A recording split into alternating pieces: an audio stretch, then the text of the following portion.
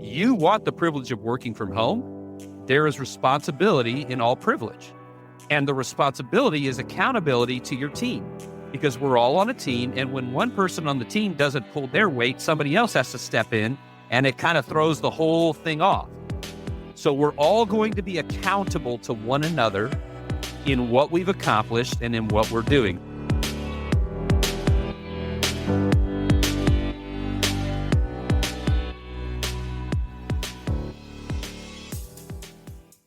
Let me invite you to sit back, drop your jaw, tongue, and shoulders, take a deep breath, and if you wish, close your eyes for a moment and feel the beat within.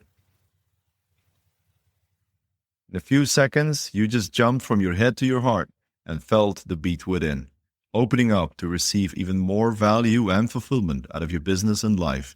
And today's episode. I'm your host, Nico van der Venne, confidant to successful CEOs, founders, and entrepreneurs who are striving to achieve everlasting fulfillment. Now, before we dive into today's episode, I have a small request.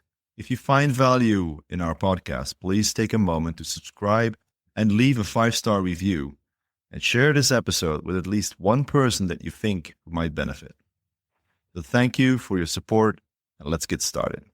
First, let me introduce our next guest, Dennis Meador. Dennis is the founder and CEO of the Legal Podcast Network, a turnkey podcasting, marketing, and content solution for the legal industry. Dennis has worked in marketing for almost 30 years and for 20 years specifically with the white-collar industries with the focus on the legal arena.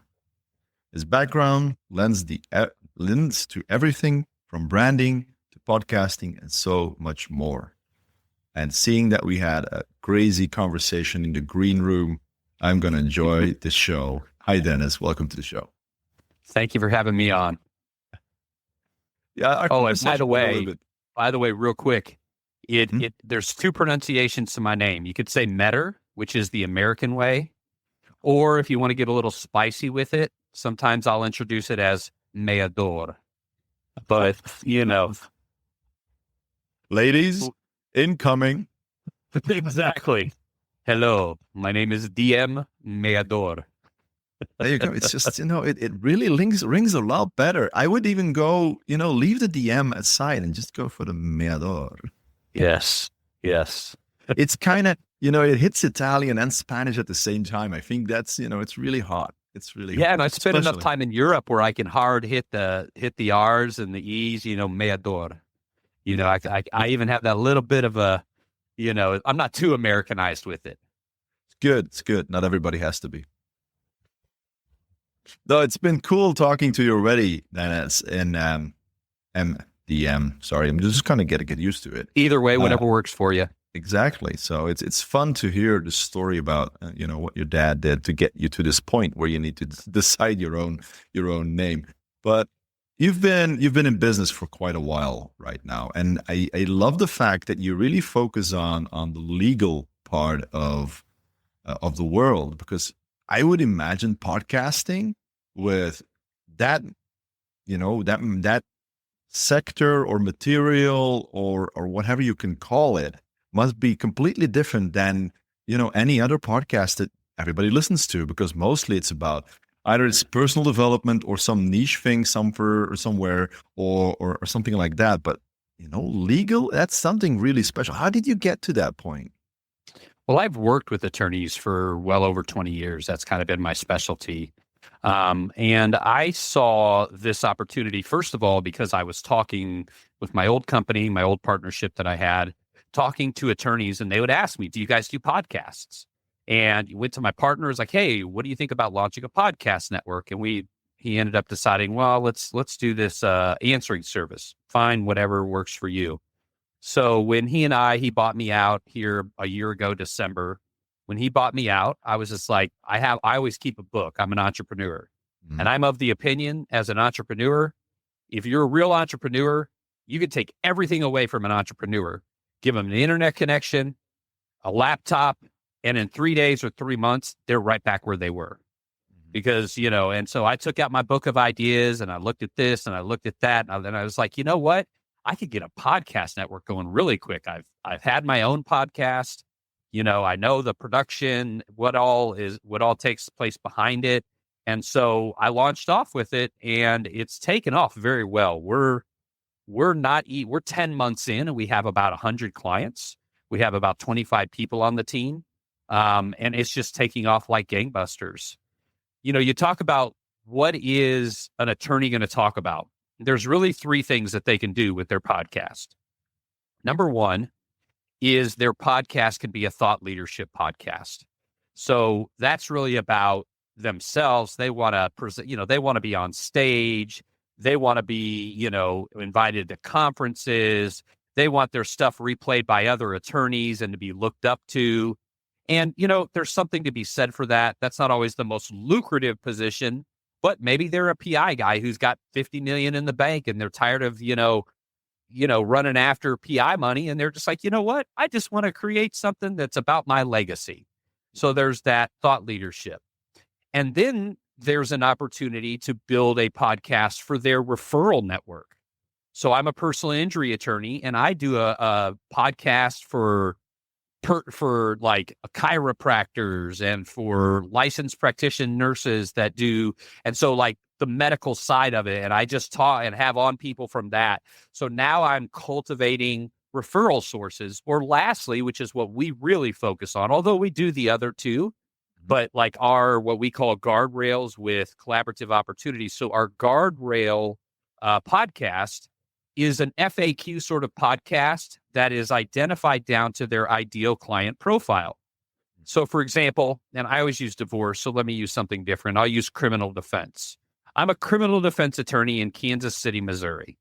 Now, being a criminal defense attorney can be everything from, $120 to get somebody out of a ticket to $75,000 for a murder, and everywhere in between. So I walk up figuratively. I meet with this attorney and I say, okay, tell me about your practice and tell me about your ideal clients. And it's like, listen, we make a lot of money off of repeat offenders of DUIs, and I love doing those. They're easy. They're good money. Also, I've really started to find a niche in people who've been accused of sexual misconduct or, any sort of like sexual crime. So if I could be the multiple DUI and the sex crimes guy, okay, so let's talk about that. Multiple DUIs. Are we talking about young? And we just drill down. Who is your client? Oh, your client is 35 to 55, typically male, typically the guy that just keeps getting back in the car when he shouldn't. Your other guy is probably the same archetype, 35 to 55, getting involved in things that he shouldn't, right? And so then we build the content around the issues that they would have.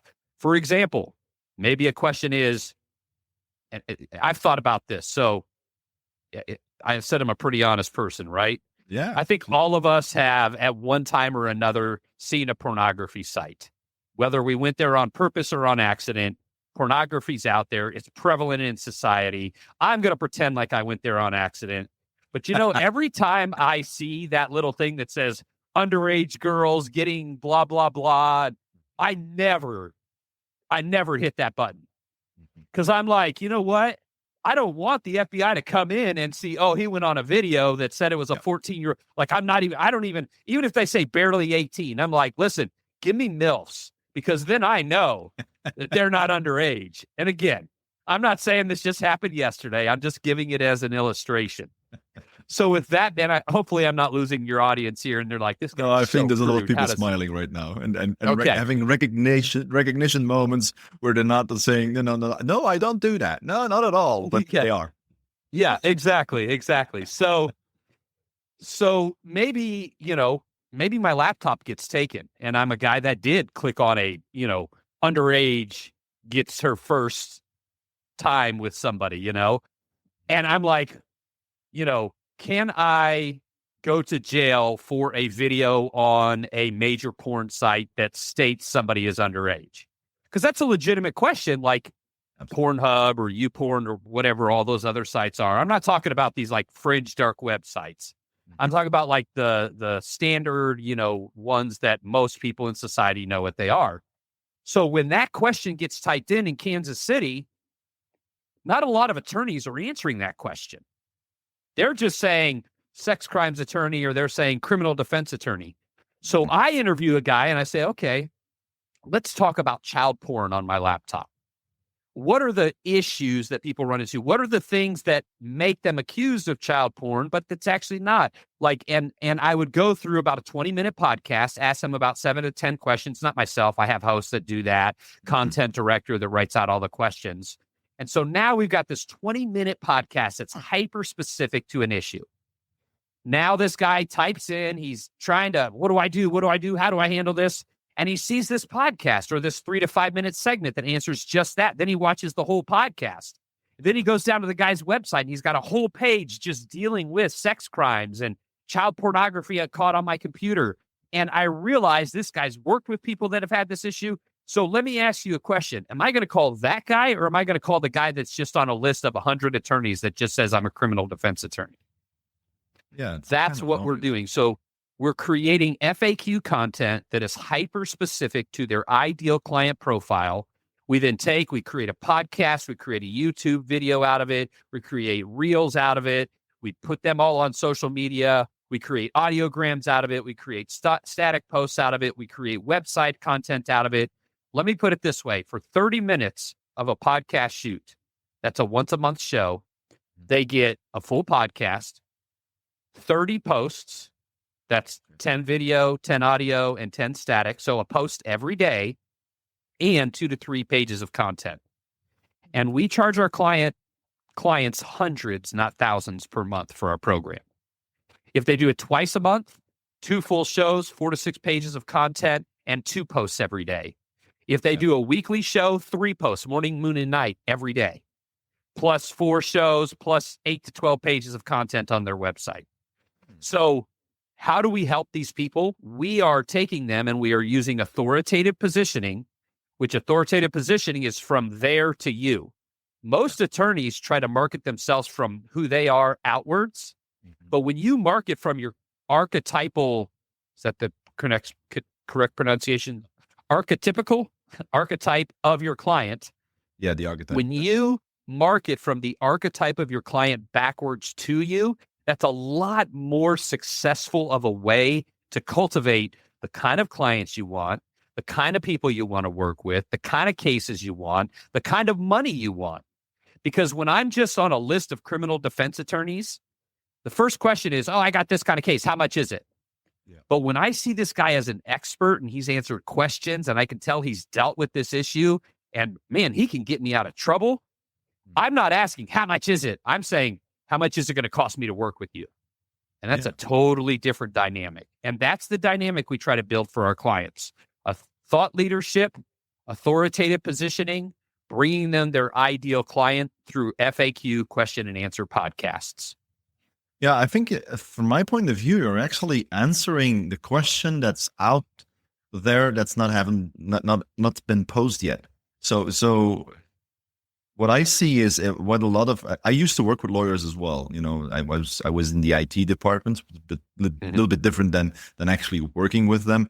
But you do listen to the way they, publicize themselves and market themselves and so on. And this was more in the direction of the European Union and all of that beautiful shizzle right there. But what I usually heard was, customers came to them with a question after they were already a fixed customer. They were already subscribed to their services for years, and then they ask questions to, find advice.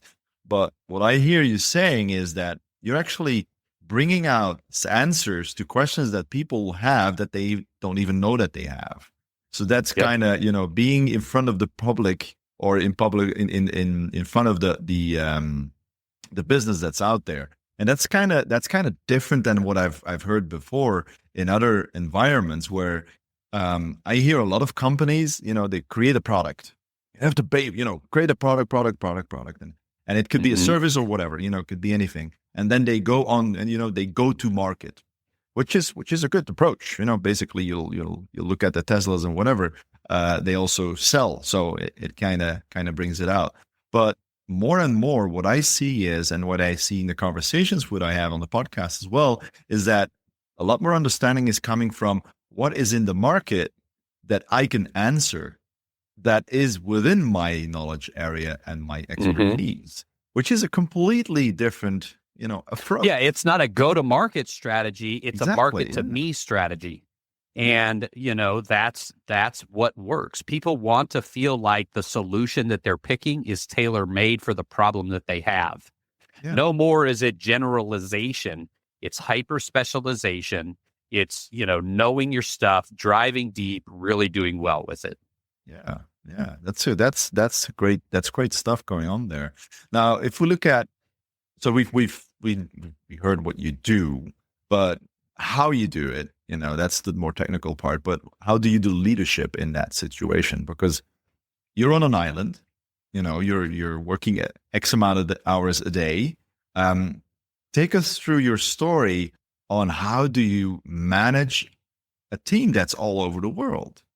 Yeah, as I told you before, I think we have somewhere between 25 and 30. That's kind of like, and there's a few things that I have the advantage that I have worked in a virtual environment since like 2001. I managed one of my companies I lived in Romania and I managed it back, off of dial up and phone cards, believe it or not. So managed my Nostalgia. company. Yeah. Nostalgia. Yeah, I don't long for the days where instead of it being $100 a minute from US to Romania, it was only $375 a minute. I don't relish those days. Yeah. But I've been in that situation of leadership from afar. I mean, like, let me give you an example of one guy who's on my team. He actually recruited me into the legal industry way back in the early 2000s. Now, we've worked together for over 20 years. I've worked on projects that he's owned. He's worked on projects that I've owned. We've had a couple of projects together, and I've invited him to places where I've managed, and he's invited me. I have met the guy physically one time in 20-something years. Okay. So for me, I'm very comfortable in just this environment. So how do I manage? One, accountability. We use anybody who's on an hourly, we use Time Doctor, and then we look at their work. And, we don't talk about micromanaging or checking up on you. It's like, listen, you want the privilege of working from home. There is responsibility in all privilege. And the responsibility is accountability to your team because we're all on a team. And when one person on the team doesn't pull their weight, somebody else has to step in and it kind of throws the whole thing off. So we're all going to be accountable to one another in what we've accomplished and in what we're doing. So we have accountability tools in place. And we praise in public.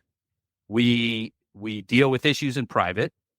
I also, instead of using Slack or a lot of those like staid sort of like corporate channels, I actually had a Discord channel built. So we have like memes and GIFs, and we do a lot of like back and forth and fun and tease. Today, had a little discussion because I posted this thing about I was wearing a Notorious B.I.G. t-shirt at trivia the other night at the truck stop, which is owned by some people from Austin just up the road from me.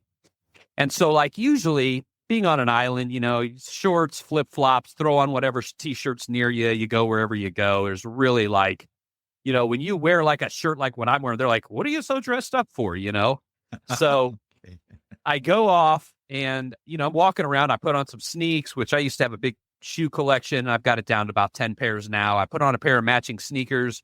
I'm feeling good about myself because I'm just tired of feeling bummy, right? And this like 20-something-year-old blonde girl walks up and she's like, oh, I really like your shirt. And I'm like, still got it. Still got it. Until she says, my mom would really like that. Oh.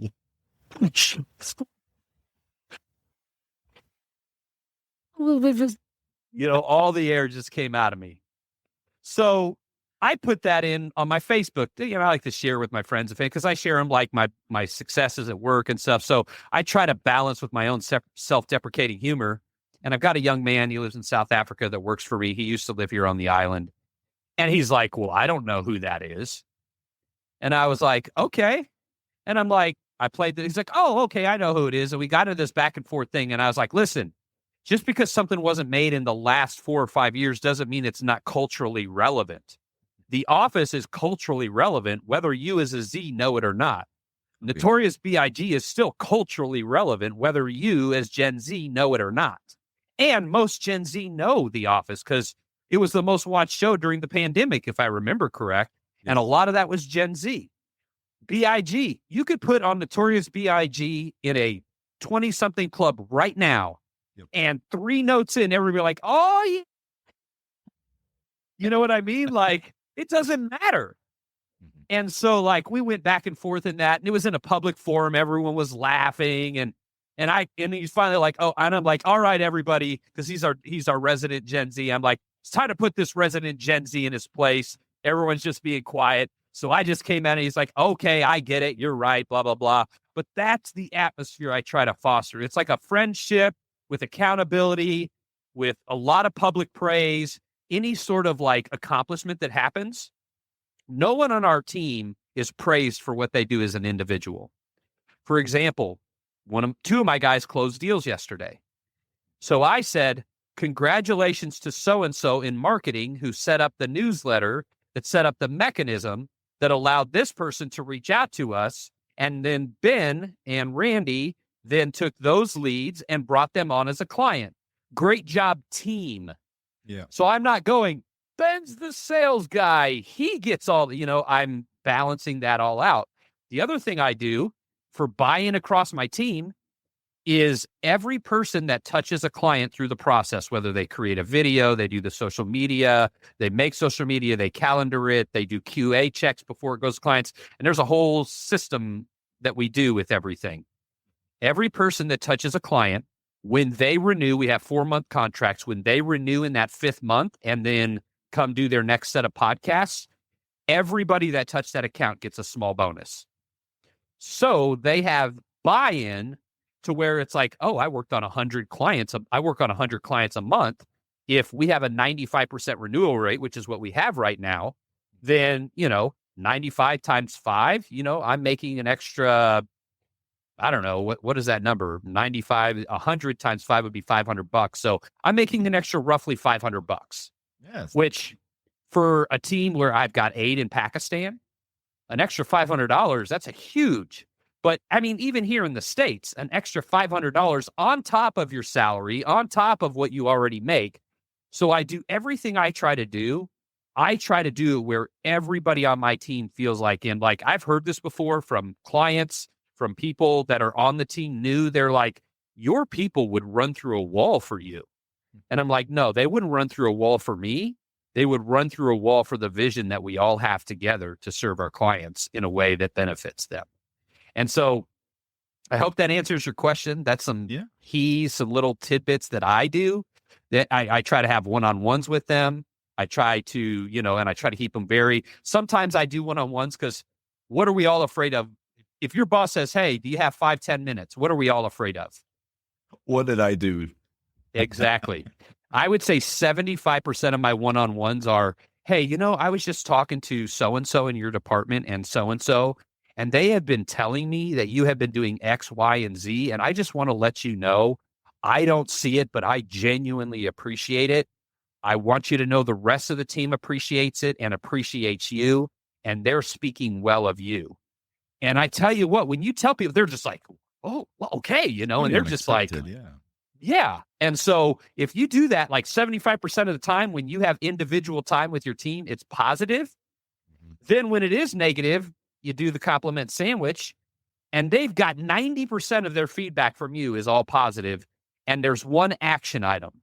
They're never, and I never say, this is something if you don't get, I say, we've got a couple of action items that we want to walk away from. We need to focus on this and this. And if you can focus on these 2 things, then they're going to eliminate a lot of problems. So again, it's just all in understanding with a remote team. We're all sitting in offices all across the world.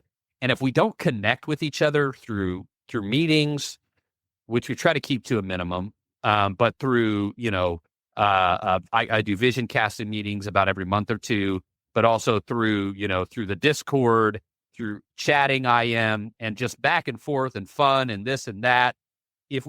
I'm connected to almost everybody on my team on social media.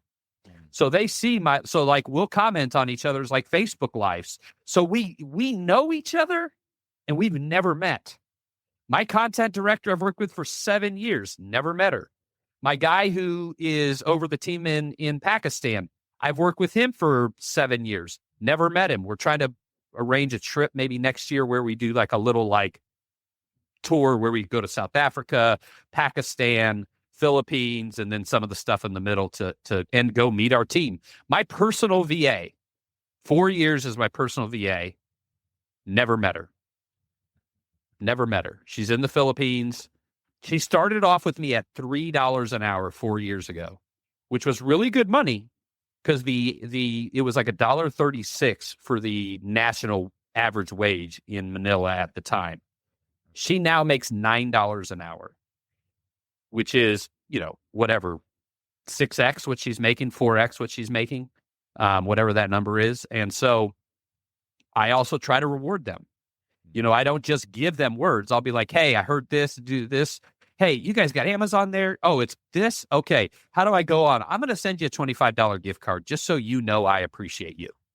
And so that's what I do. I just try to foster like positive, great relationships with all my people so that if I ever have to go, hey, man, we really got to work on this, it has so much impact.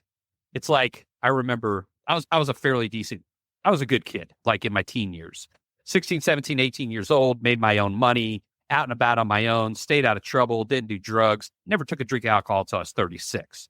So I was like, this great kid. Well, one night I decided to be rebellious, and my dad told me to come home at midnight, and I came home at like 4 in the morning. I walk in the door. There's my dad sitting in the chair. I'm ready for him. Just, rah, rah, rah, He just shakes his head. I just don't even know what to say. We'll talk about this tomorrow. I'm just really disappointed. And when that happened, that hit me a lot harder than if he would have went, what are you doing? Mm-hmm. And so I don't want to say I'm that dad, but I will say that the impact of me saying, hey, we need to work on this is a lot greater because of the amount of ways that I try to be a positive person to my team. But it's good to hear that your approach is in that direction, because most of the people that I work with are in a completely different spectrum of the story. I work with people who are victims of the CEO disease and the founder syndrome, where they're going to micromanagement. They have an adversity toward change. Things like working from home is a total no-go for a lot of them and stuff like that. So it's very nice to hear your approach to this way of working, and especially listening to the fact that you're saying this has been going on for more than 7 years, 5 years, etc. So there is a big trend going on all over the world, with a lot of people saying this is just a hype, but it's not, is it? It's a reality. There's a lot more people who want to work the way that you're working. Let me ask you a question. Would you rather make 70 grand, getting up at 6 a.m, commuting an hour and a half, busting your tail, being micromanaged, sitting at a computer, asking permission to go to the bathroom, getting to the end of the day, getting done at 5:30 because you need to finish up, getting home at 7 o'clock, falling on the couch, maybe crawling over to the table and eating dinner with your family, and then turning on the TV? Or would you rather make 50 grand a year, no commute? You can go pick up your kids when you need to. You could take your lunch hour for 3 hours as long as you get your spectrum of work, because we have a 12-hour work time zone, but they only work 8 hours because they can work, if they're in sales, 7:30 in the morning till 7:30 at night. If they are if they're doing video editing, they could do it during the day in Pakistan, their time, as long as I can contact and things can, whatever. So which one is of more value? Most people would choose the 50,000 because now they don't got to pay for childcare. They don't got to pay for upkeep on their car. They don't got to put up with the stress of somebody micromanaging them, because they just know I show up, I do my work. Once it's done, it's done. And then I just move on and I do my life. I was one young man, the same one I was just referring to, that was here and is in South Africa now. He asked me today, he's like, can I take a lunch break? And I was just like, man, the fact that you asked me that question breaks my heart. And I was like, listen, dude, you've got a 12-hour window to do 8 hours of work. If you want to take an hour and go to a coffee shop down the road, if you want to take 4 hours in the middle and go out with your friends and have some fun and then come back and finish your day, I don't care. You've got X amount of activities you've got to do. You've got X amount of hours that you committed to working to get those done in. Everything else, I don't, can I cuss? I don't give a fuck. Yeah. Like, you know what I mean? Like, I don't need to know when you're going to the bathroom or when you're eating food. I just need to know these are the tasks that you said you do. This is the time that you said you'd be available to work. As long as you do those two things, we're good. Nice. So, DM, there's a lot of stuff that you brought out here that I think a couple of my listeners will probably, have a little light go up in their inner chambers of the mind. Might be a warning light, but yeah. What we discussed earlier, yeah, I would say warning light, yeah. Yeah.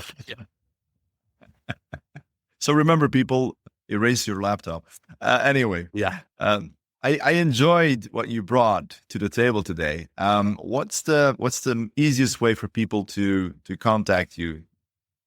I mean, if you want to just like, hey, how are you? Enjoyed you, blah, blah, blah. Or even just to connect like content. I do a lot on LinkedIn. So LinkedIn, Dennis Meador, you see it here. I actually have it as Dennis DM Meador on there now. But if you just look up Dennis Meador, I put out videos, content, and we're doing more and more of that because I don't have to be involved in sales anymore. So all I do is my podcast, guest podcast, develop content, develop marketing systems, and work on our overall efficiency within the company. So that's number one. Number two, just our website, thelegalpodcastnetwork.com. That's got testimonials. You can click down into some of our shows. That's got my team. Man, I'm super proud of my team. I've got, for example, Tracy, who I mentioned earlier, I've worked with for 7 years, never met her, but she's my content director. She has interviewed over 1,000 attorneys for content purposes. So she knows how to make a content plan super easy with these attorneys. Another lady who is our main front end producer, she produced a show for Stephen King. She's also was one of the producers on the main producer on that.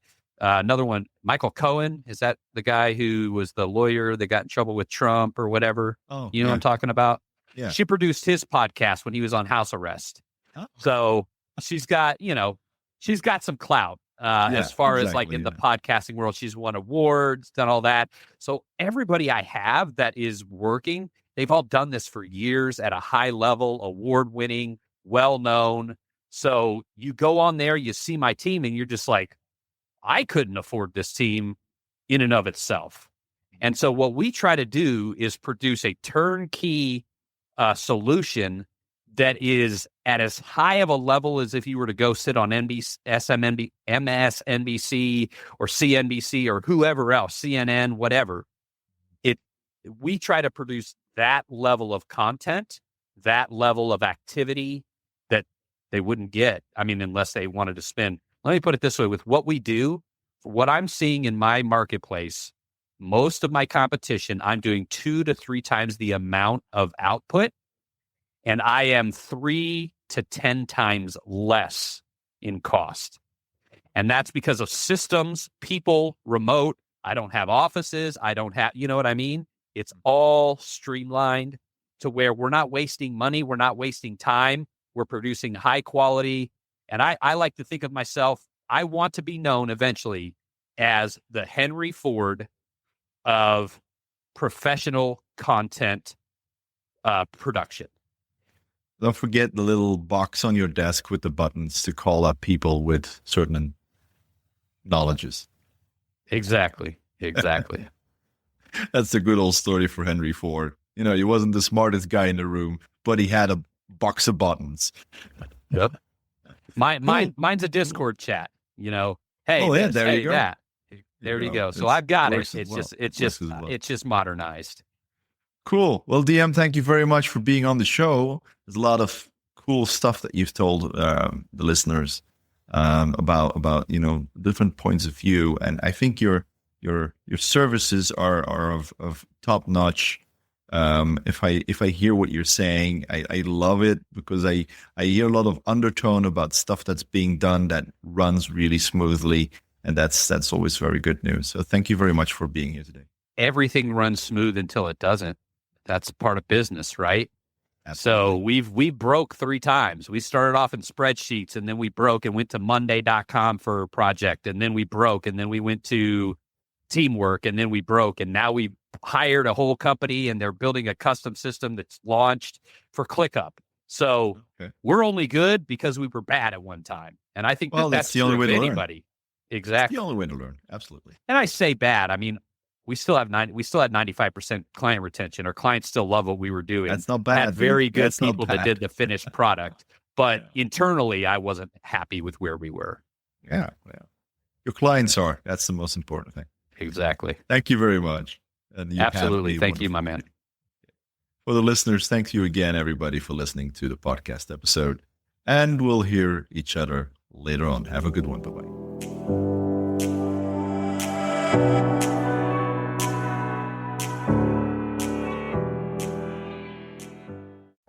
Thank you for listening to the Everlasting Podcast.